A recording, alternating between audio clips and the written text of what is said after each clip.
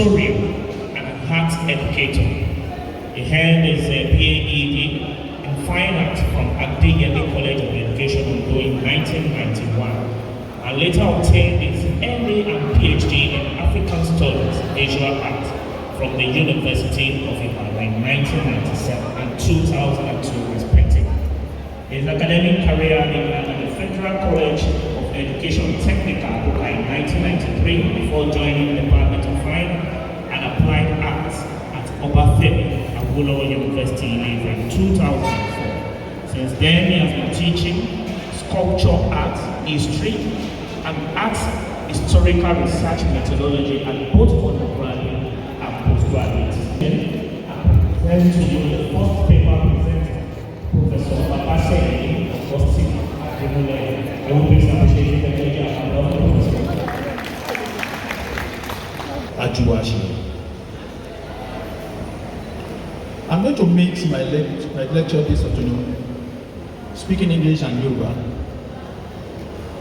Kí gbogbo wa tá wà ní jókòó kó bá lè kọ́rọ̀ wa kó bá lè yẹra wọn.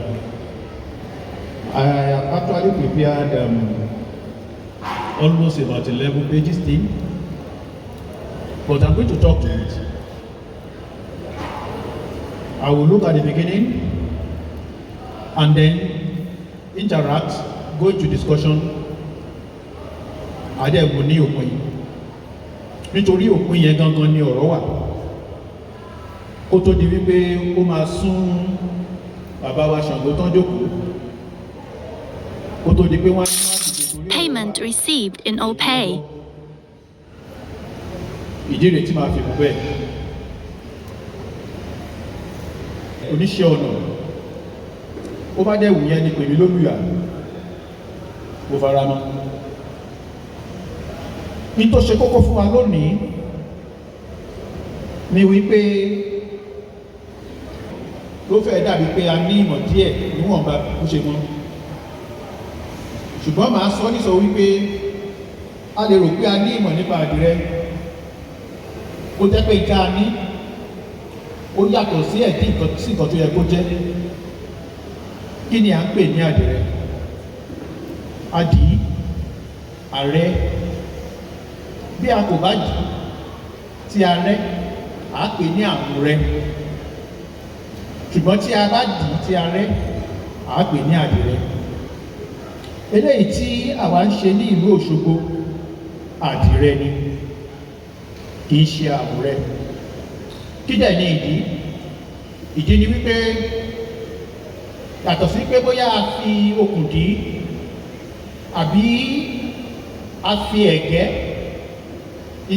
tí a mú lára ẹ̀gẹ́ tí a ń pè ní starch, a fi ya pátánì sí láti dì í, láti rẹ́, tàbí a fi abẹ́rẹ́ a fi sún láti sún pọ̀ kó bá lè kí aró má bàa wọ ibi tí a ò fẹ́ kí aró wọ̀. Ó ní à ń pè ní àdìrẹ. Ṣùgbọ́n nígbà tí a ń sọ̀rọ̀, torí tí wọ́n fún mi láti sọ̀rọ̀ nípa rẹ̀ ni wípé báwo ni a ṣe lè ṣe ìgbélárugẹ iṣẹ́ àdìrẹ tí ó fi di ìlú mọ̀ọ́ká, tí ó sì fi di tí ó jẹ́ wípé ó lè jẹ́ ohun ọrọ̀ tí a lè máa fi ṣọwọ́ láti fi pènà owó fún ènìyàn, fún àwọn tí wà ní ẹsẹ̀ kùkú àti fún àwọn tó jẹ́ pé wọ́n ju àwọn tó wà ní ẹsẹ̀ kùkú lọ. Talking about the small scale enterprises and those who may want to do it in a larger scale. Nígbà tí a wo ìtàn àdìrẹ, mo ń ṣe ètò ẹ̀kọ́ kan nígbà kan, ẹnìkan sọ fún mi pé tí n bá fẹ́ mọ̀ bí ìtàn iṣẹ́ ọwọ́ kan ṣe rí, ó ní kí n lọ wo oríkì wọn. Ìgbà tá à ń sọ̀rọ̀ lẹ́ẹ̀kan MC ń sọ̀rọ̀ nípa awuyewuye. Ẹ jẹ́ ká fi awuyewuye sílẹ̀, ẹ jẹ́ ká wá òtítọ́ ọ̀rọ̀. Tí wọ́n bá sọ pé ìlú kan wà tán pè ní ìlú aró, ìtumọ̀ rẹ̀ ni wípé ìdópìlẹ̀ṣẹ̀ rẹ̀ ó ní í ṣe pẹ̀lú aró. Bí a ò bá rí aró, a ò lè ṣàdìrẹ. Ìdí rẹ̀ ni pé ibi tí a mọ̀ sí ibi tí aró ti ṣẹ̀ wá, tí a bá ń sọ̀rọ̀ àdìrẹ kò gbọ́dọ̀ jìnnà síbẹ̀.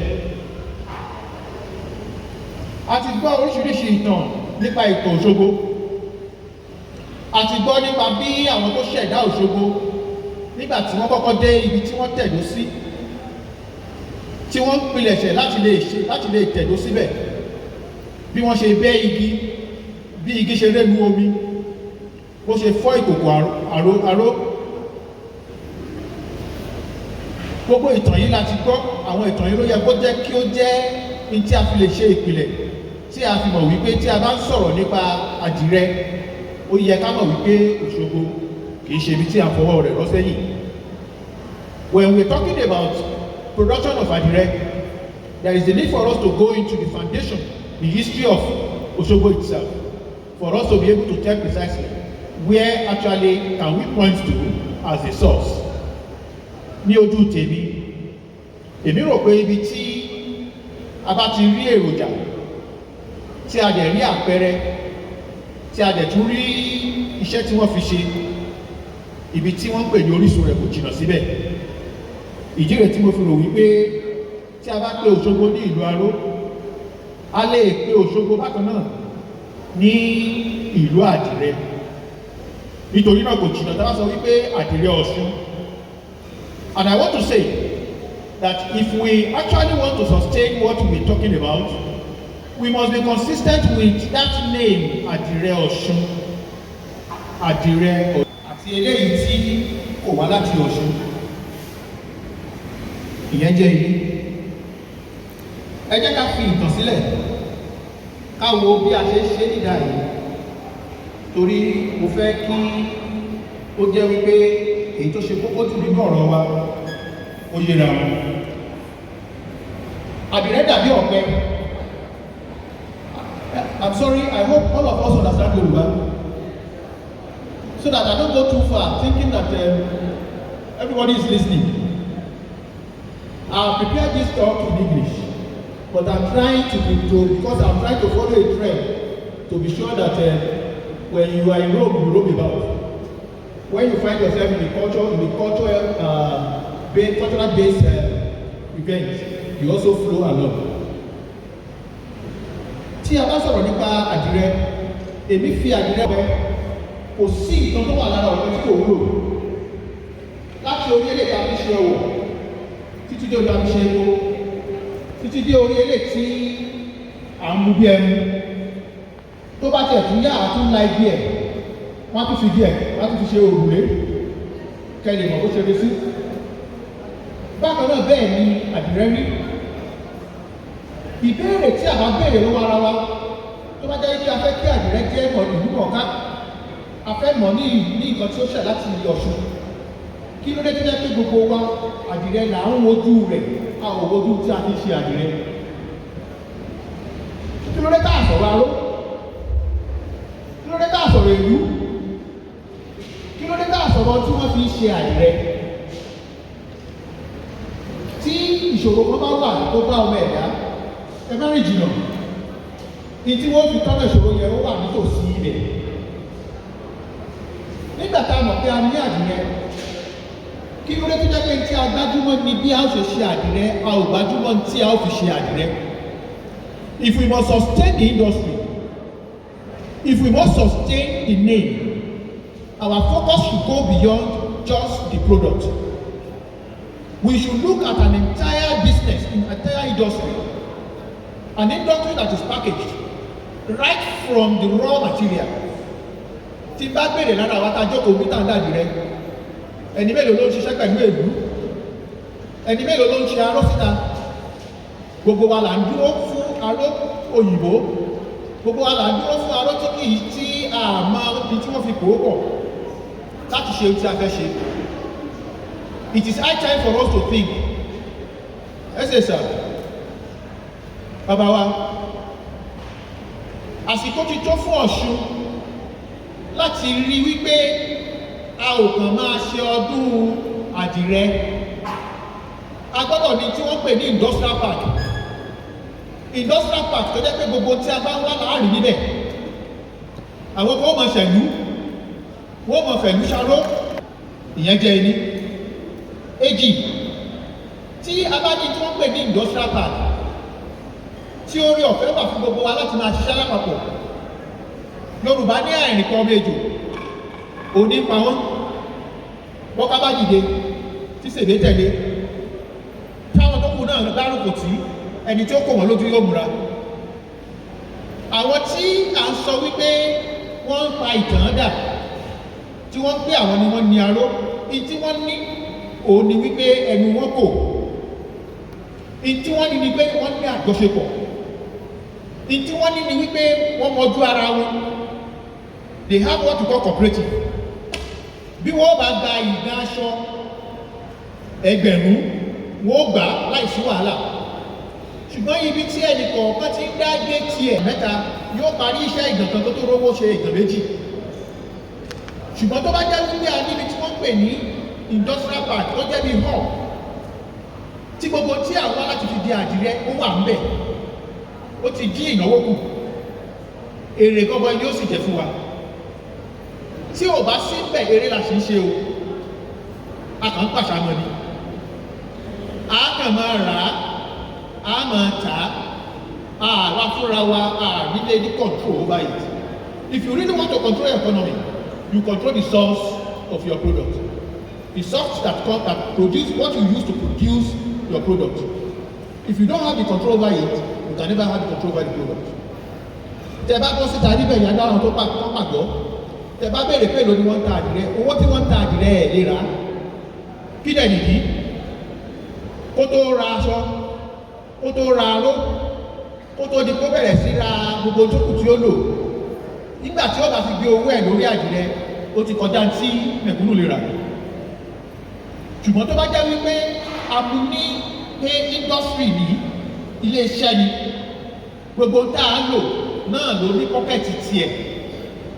Ẹni tó ń dẹ́mu ń dẹ́mu, ẹni tó ń ṣègbálẹ̀ ń ṣègbálẹ̀, ẹni tó ń ṣèkó ń ṣèkó lára ọ̀pẹ kan. Òun ló ṣe wù yìí, òun ló sì ṣe é tà fún wa. Ìdí ẹ̀rẹ́ tí mo fi rò wípé tí a bá ní ká sọ ní bí a ṣe ní bóò ní kíní yóò ṣe gbèlú, bóò ní ó ṣe gbòòrò, a lè bu ti pé láti ìbẹ̀rẹ̀ bóò làwọn bàbá wa ṣe ń ṣe aró tẹ́lẹ̀, a kàn lè re lórí bóò ni wọ́n ṣe ń rí èlú bí àbá gbìn mọ́ ẹja máa gbìn. Ó bẹ̀rẹ̀ ló ti látòrí agriculture, ká make sure pé à ń gbin èlú, ká make sure wípé à ń fi èlú ṣaró, ká make sure pé à ń fi aró ṣe aṣọ. Tí gbogbo òye ò bá ti chain ni wọ́n pè, they call it chain. If that chain is broken, then there is a problem. Tó bá jẹ́ pé gbogbo àtàjọ́pọ̀ ibi ká di àdìrẹ nìkan lájọ́pọ̀ tí ìdọ́là àtọ́ra wa ni. Àwọn kan gbọ́dọ̀ wà tó gbọ́dọ̀ máa rí owó lórí pé wọ́n gbin èlú. Àwọn kan gbọ́dọ̀ máa rí owó lórí pé wọ́n ṣe aró. Àwọn kan gbọ́dọ̀ wà lórí pé àwọn ni wọ́n ń wá bó ṣe máa extract starch tí wọ́n lò láti fi ṣe pátánì. Tí ò bá ti sí yẹn níbẹ̀, àtọ́ra wa ni. Ẹ jẹ́ kí wá sọ ilé tó jẹ́ pàpàǹbarì ẹ̀. Ẹni tó bá sọ wípé ẹ̀kọ́ bí igbó ó tanra rẹ̀ jẹ́ o. Nínú ibi tí a bá ti ń ṣe mú ẹ̀, a gbọ́dọ̀ fi ààyè sílẹ̀ fún àti jẹ́ kí àwọn èèyàn ó kẹ́kọ̀ọ́. Àbẹ̀ẹ̀kọ́ amádániláàmú. Mo kọ fọládà ọ̀gbọ́dọ̀ ọ̀gá mi fún ọdún méjì, èmi náà ti ń dàdí rẹ, wọ́n wá béèrè lọ́wọ́ rẹ. Ṣé o máa dá pẹ̀lú olókòtò ọlọ́ọ̀mọ́? Ṣé o máa abúradà ọlọ́ọ̀mọ́? Ẹnìkan gbéṣẹ́ fún ọ, ó ní kí n jọ́ tó lọ lọ́wọ́, òun wá ọmọlèrè, ó ní ẹ̀sìn ṣàfihàn ọmọlèrè. Nítorí pé kò kọ́ ẹ̀kọ́, a gbọ́dọ̀ fi ààyè sílẹ̀, kò sí nǹkan tó burú nínú wípé ká rí ilé ìwé tó jẹ́ pé tí wọ́n gbájúmọ́ tí wọ́n kọ́ àwọn ọmọ ní bí wọ́n ṣe di àdìrẹ. Pé nínú ilé ìwé iye wọn kọ̀ọ̀kan méjì bí wọ́n ṣe di àdìrẹ ni.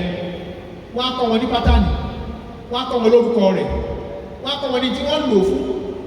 Ẹlòmíì ò mọ pátánì tó wà lára aṣọ rẹ̀, kò mọ túmọ̀ rẹ̀, ó sì ń gbé káàkiri. Kò dẹ̀ sí nǹkan méjì ju wípé kò sí ẹ̀kọ́ lórí ẹ̀ lọ. Therefore, I am appealing to our honourable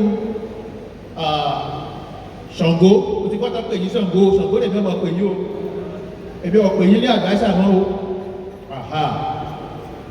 wọ́n ní Ṣàngó ṣáájú advisor kó káàdì Ṣàngó mú torí advisor iṣẹ́ lè parí lọ́la Ṣàngó sì wà ń bẹ̀ ṣùgbọ́n Ọlọ́run ti fún yín láàyè láti wà lórí ìjókòó yìí lónìí ìmọ̀tọ́lọ̀ fún yín kò ní parun iṣẹ́ tó wà lọ́wọ́ yín pọ̀ ó dẹ̀ pọ̀ lọ́pọ̀lọpọ̀ bí ẹ ṣe ta okùn yí àwọn tí wọ́n láwọn ń ṣiṣẹ́ àdìrẹ nínú Òṣogbo bẹ́ẹ̀ ṣe ta okùn yí wọn ká ó wà lọ́wọ́ yín bí gbogbo wọn ṣe di ọ̀kan tí wọ́n fi ní ohun kan ó wà lọ́wọ́ yín torí tí wọn bá ní ohun kan gbogbo bá a ṣe ń pariwo yìí ìwọ́dá èmi dání ó jẹ́ o kò dẹ̀ lè sí àṣeyọrí tí àṣeyọrí bá máa wà gbogbo wa gbọ́dọ̀ rí gẹ́gẹ́ bí iṣẹ́ tí ó yẹ ká ṣe tí a gbọ́dọ̀ dìbò tó dẹ̀ jẹ́ wípé a kára má sì kí ẹ̀ ìyẹn bẹ́ẹ̀ sáà ọbẹ̀ tó dùn owó lọ́pàá bẹ́ẹ̀ ṣe máa bá gómìnà wa náà sọ̀rọ̀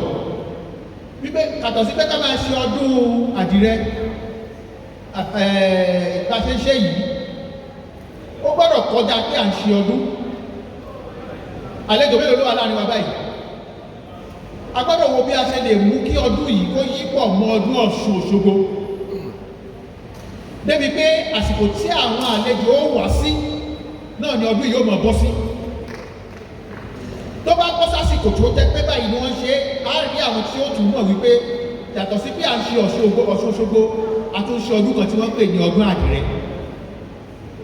gbogbo tí ọlọ́mọ á fi fún yín láti lè ní o mọ bí wọ́n ṣe sọ́dá nínú ọba o ṣùgbọ́n láti lè gbé àgbékalẹ̀ rẹ̀ institutionalize wípé ọba kan jẹ lónìí ọba kan jẹ lọ́la tí wọ́n fi ní sọ wípé àwọn kan ni wọ́n ń ṣe ń gbà kan àwọn ò nífẹ̀ẹ́ sí mọ́ lẹ́nìí tẹ́ bá dé ìlú Abẹ́òkúta wọ́n ń ṣe ọdún ìlú wọ́n sì ń ṣe dàárọ̀ ọ̀la ẹnìkan náà sáà ló bẹ̀rẹ̀ ẹ jẹ́ ká wò bá ṣe lè ṣe bó jẹ́ pé a máa wá láti áùsì ni o tí edit ni o bí lọ́ọ̀kan ni ó bá kí ẹ ni o tí ó fi wá di wípé ó ti di dandan ká ṣe ọdún àdìrẹ ní ọdọọdún tí ò ní lè parun tí ó sì jẹ́ nǹkan tí a ti mọ̀ pé mínísírì kan ní o parasẹ́tà kan ní o ni yóò mọ̀ ṣàgbékẹ̀lú ẹ̀ tí ò ní sí pé bóyá ẹnìkan di lọ́wọ́ gómìnà kan wá o gómìnà kan jẹ́ o wọn ní lè padà ṣe mọ̀ pé lónìí kò sí bí gómìnà kan ṣe lè dé kódà kọ́ ní kiri yóò lo òun ni ìmáàmù àdúgbò àwọn ó ní kò sọ́sọ́ Òṣogbo yóò lè dé ẹ̀ bẹ́ẹ̀ náà ló ṣe yẹ kí ọdún yóò rí bẹ́ẹ̀ bá ṣe wá ṣe ọwọ́ yín ló wà àgbàlagbà ọlọ́wọ́ pọ̀ yín mọ̀ ṣe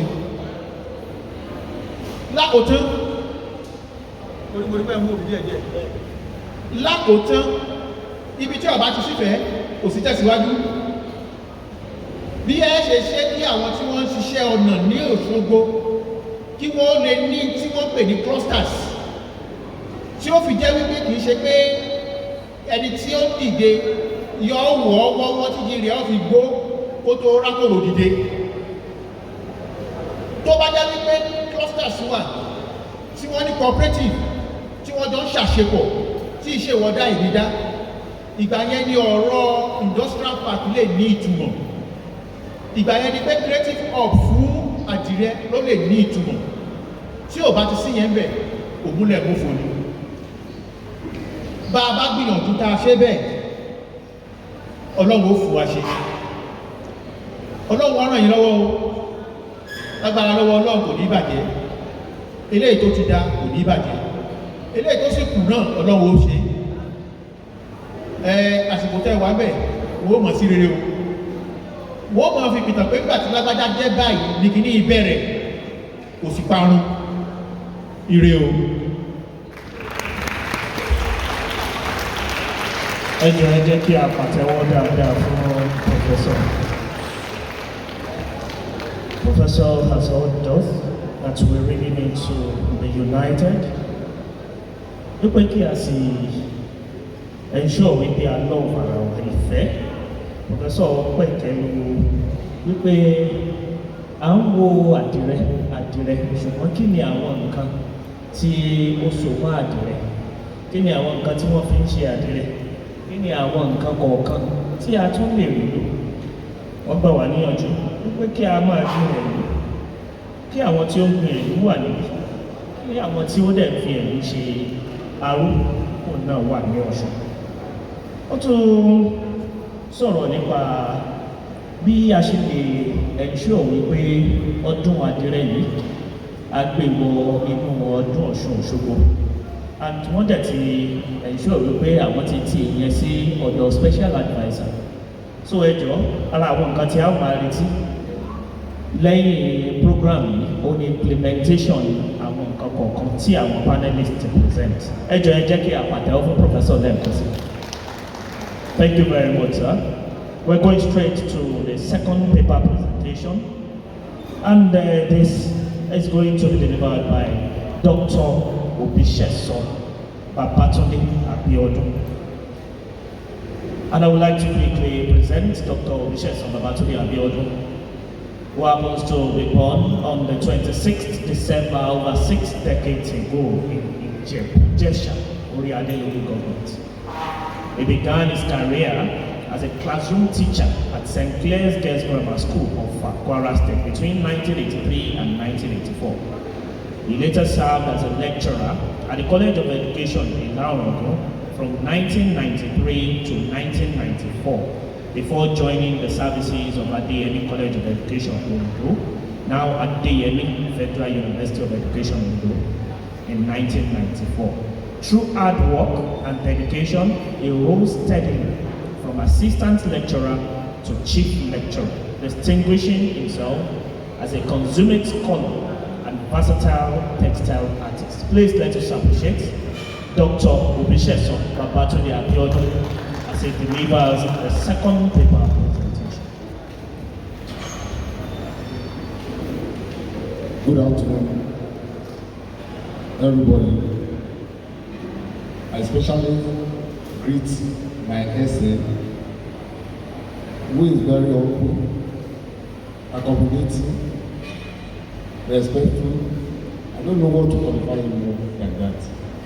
And events simultaneously as material culture, symbolic media of communication, encoding issues, rituals, and social hierarchies into plots among the Yoruba of southwestern Nigeria. Adire Osun literally mean tie and die, but nísìnyí wọ́n máa ń pè ní tie dye. Adi, Are, not tie and die. And tie and die cloth of the year occupy distinctive place in cultural and artistic landscape.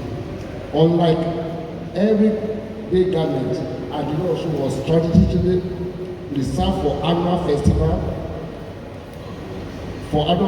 festivals, ceremonies, and communal gatherings, where the presence reinforced social bonds, spiritual values, and aesthetic ideas rooted in Yoruba cosmology.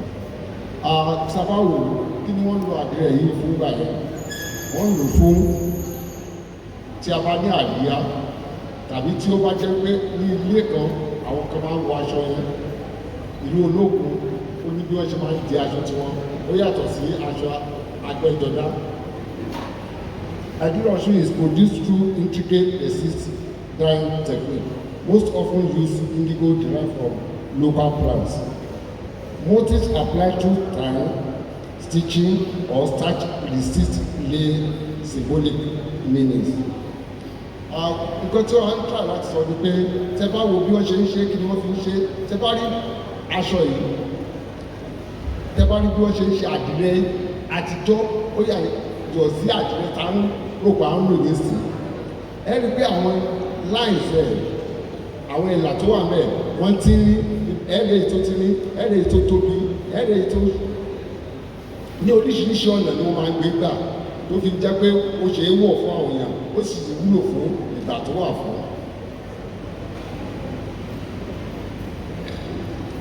Yet, the meanings of Adire Osun have never been static.